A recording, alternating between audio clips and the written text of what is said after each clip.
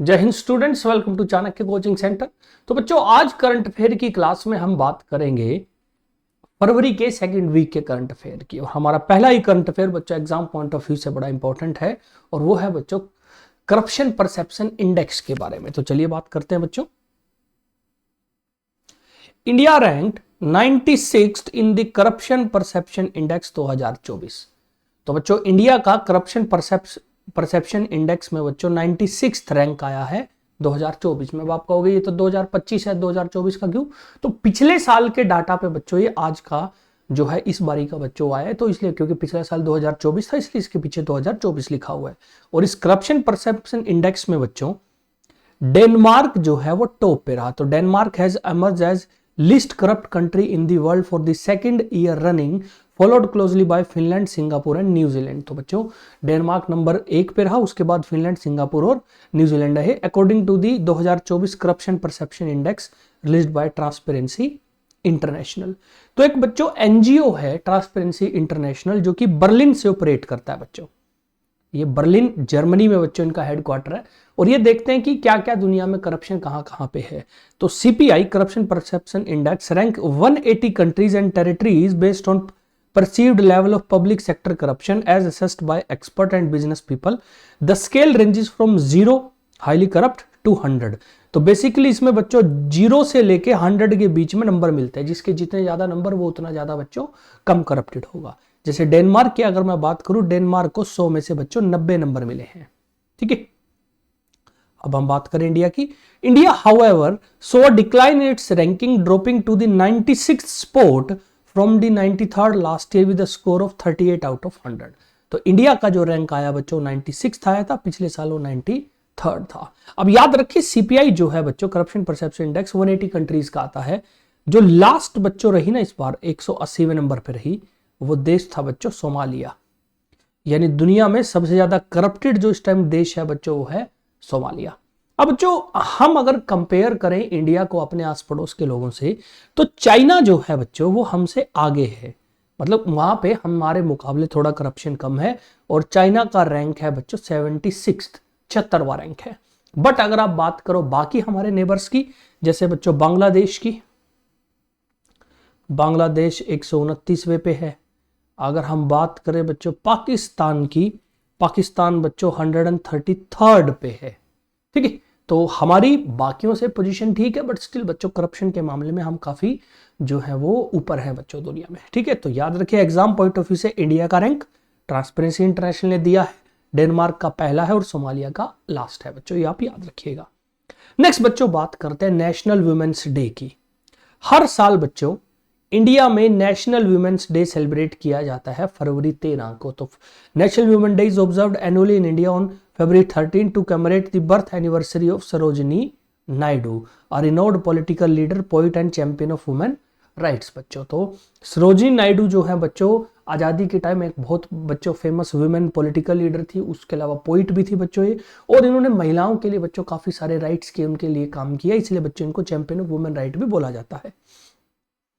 सरोजिनी नायडू जो है बच्चों, इनके नाम कई सारी उपलब्धियां हैं। जैसे बच्चों सरोजिनी नायडू जो है वो first female governor of India भी रही है बच्चों। तो first female governor in India, तो भारत के किसी भी स्टेट की बच्चों पहली गवर्नर रहने का, जो बच्चों विमेन गवर्नर रहने का जो बच्चों टाइटल है वो भी सरोजिनी नायडू के पास है। उसके अलावा सरोजिनी नायडू को ही बच्चों आपको पता होगा नाइटिंगेल ऑफ इंडिया भी बोला जाता है बच्चों,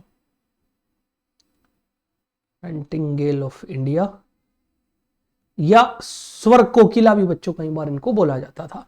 beside her notable literary work, her contribution to the nation were noteworthy as she played a crucial role in India's struggle for independence. To commemorate the prominent activist and politician, National Women's Day serve as platform to promote women empowerment, gender equality, leadership opportunity for women in all sectors बच्चों। अब इसी तरह एक और दिन होता है, उसको बोलते हैं international women's day. International women's day याद रखिए मार्च 8 को सेलिब्रेट होता है। तो नेशनल वुमेन्स डे फरवरी 13, इंटरनेशनल वुमेन डे मार्च 8 बच्चों, ये 2 दिन आप याद रखिएगा। नेक्स्ट बच्चों बात करते हैं बिम्स्टेक यूथ समिट 2025 के बारे में। The first ever bay of Bengal initiative for multi sectoral technical and economic cooperation, यानी यहां से लेके यहां तक के नाम की बच्चों जो शॉर्ट फॉर्म बनती है वो बनती है बिम्स्टेक। तो first ever BIMSTEC youth summit 2025 was inaugurated by union minister Mansukh Mandaviya, जो कि ministry of youth affairs and sports के हेड हैं बच्चों, गांधीनगर में उन्होंने शुरू किया। अब बच्चों सबसे पहले बात करते हैं कि बिम्स्टेक है क्या। देखिए बच्चों, बे ऑफ बंगाल के आसपास जो भी देश हैं, तो उन्होंने सोचा कि क्यों ना हम मिलकर एक दूसरे की कोऑपरेशन के लिए हम एक ग्रुप बनाते हैं, तो वहां से बना बच्चों बिम्स्टेक। बिम्स्टेक एक रीजनल ऑर्गेनाइजेशन है बच्चों, जिसमें India, Bangladesh, Myanmar, Sri Lanka, Thailand, Nepal और भूटान है। तो बे ऑफ बंगाल के आसपास के देश, और ये बच्चों फॉर्म हुआ था 1997 में। और इसका जो सेक्रेटरीट है, यानी एक तरह का जो इसका हेडक्वार्टर है बच्चों, वो है ढाका में।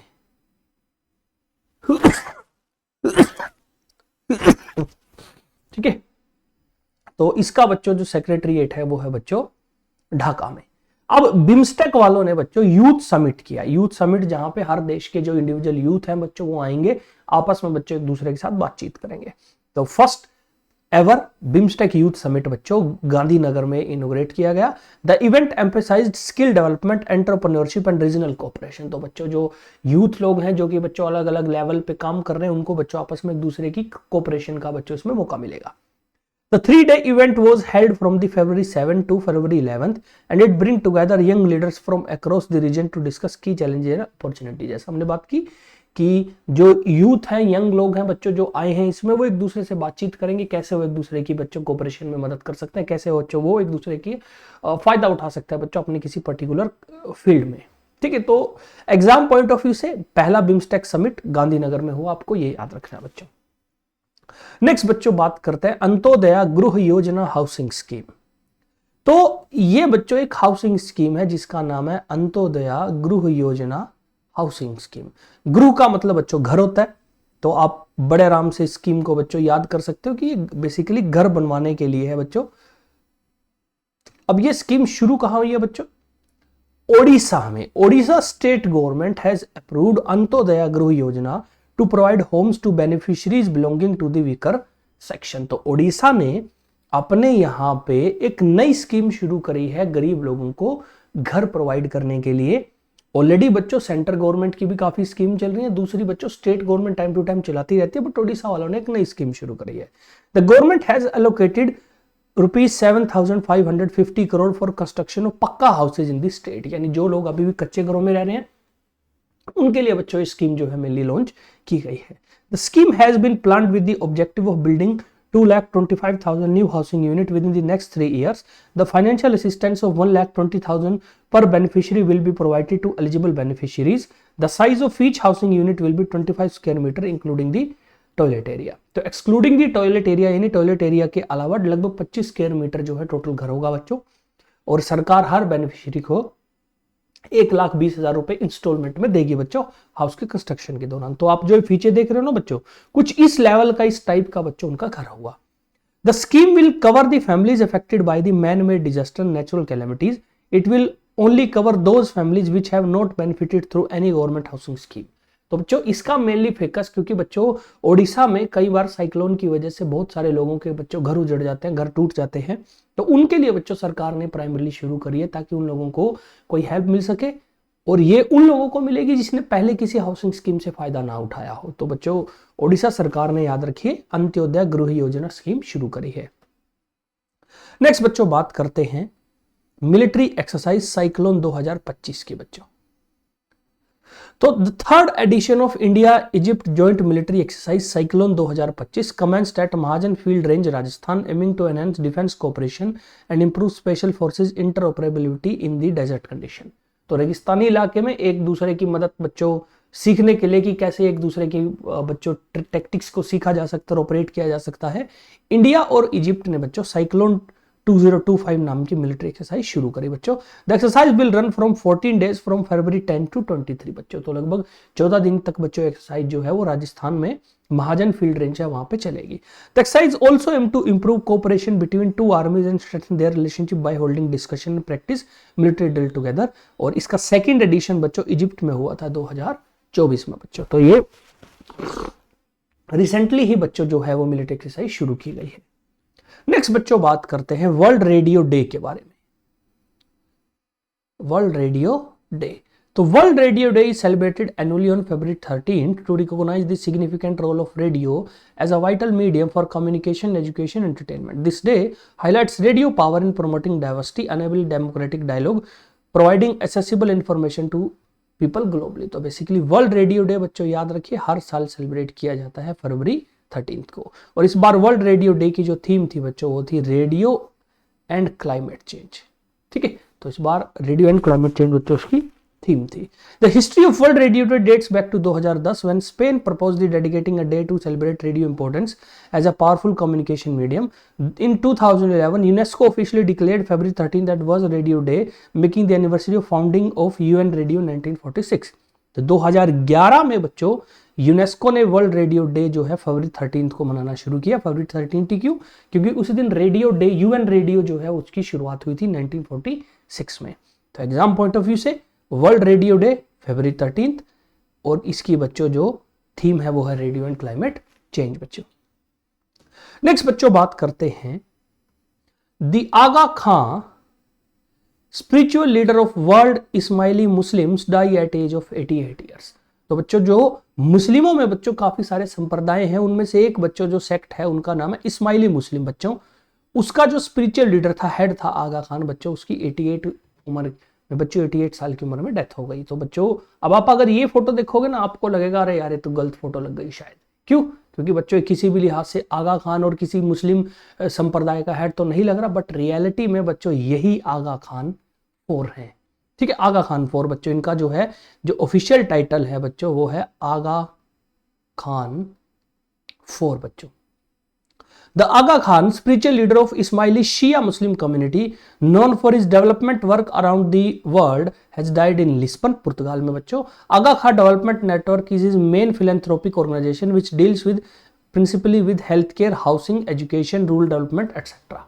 तो बेसिकली बच्चों आगा खान जो हैं वो शिया, जो बच्चों मुस्लिम धर्म में 2 बड़े संप्रदाय हैं, शिया और सुन्नी। शिया संप्रदाय में भी बच्चों एक सब सेक्ट है, एक बच्चों ग्रुप है, सब ग्रुप इस्माइली मुस्लिम बोलते हैं बच्चों उनको। उनका जो हेड थे वो आगा खान थे बच्चों।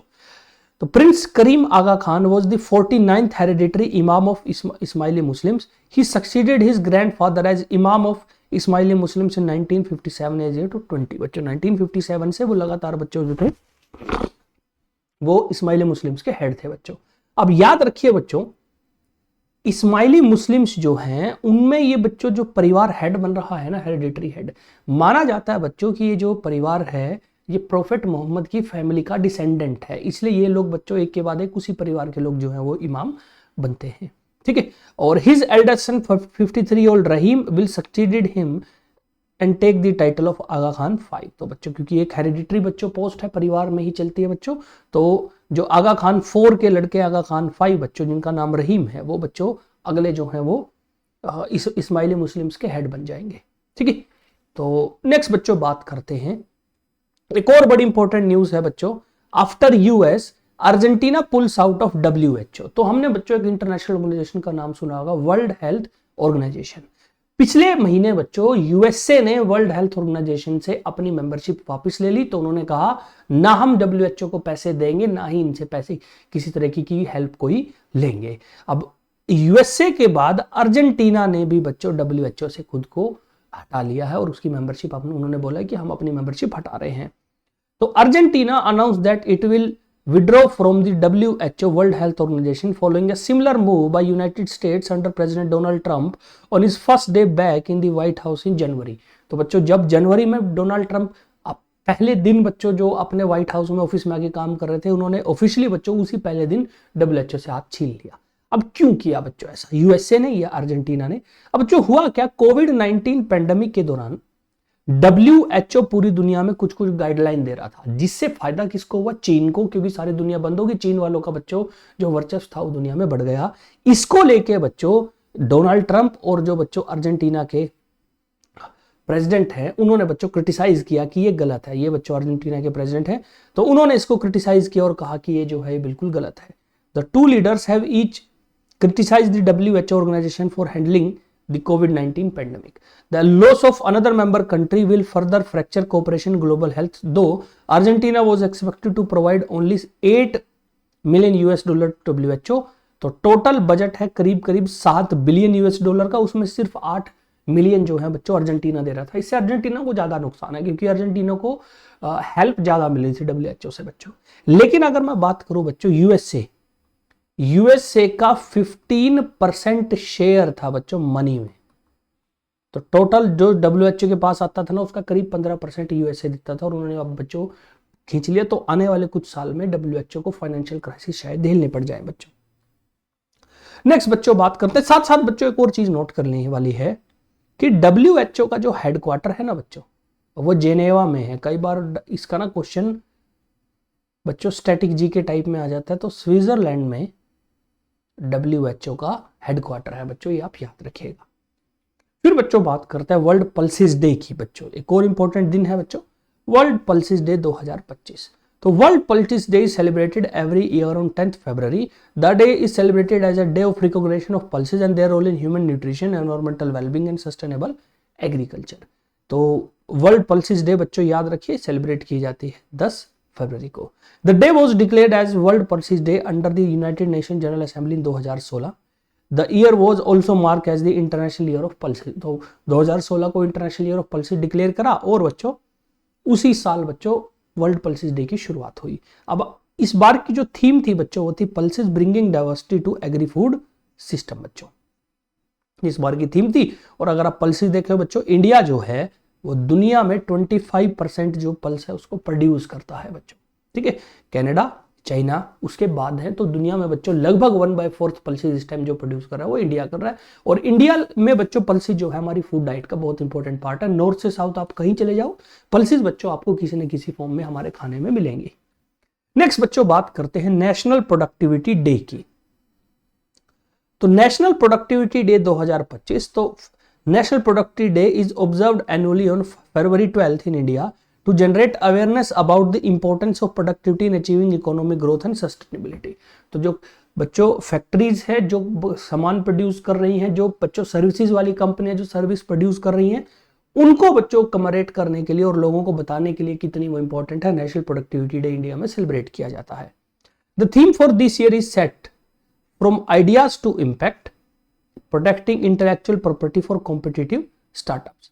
तो इस बार का जो थीम है वो थोड़ा सा बड़ा है बच्चों, from ideas to impact, protecting intellectual property for competitive startup, which highlight the importance of protecting intellectual property and encouraging startup to develop their unique ideas. Intellectual property मतलब जो आइडियाज हैं, जो बच्चों लोगों ने अपनी यूनिक चीज डिजाइन करी उसको कॉपी नहीं करना, नई चीजें जो है वो अपने इन यूनिक आइडियाज और इमेजिनेटिव स्किल का यूज करके निकालने हैं।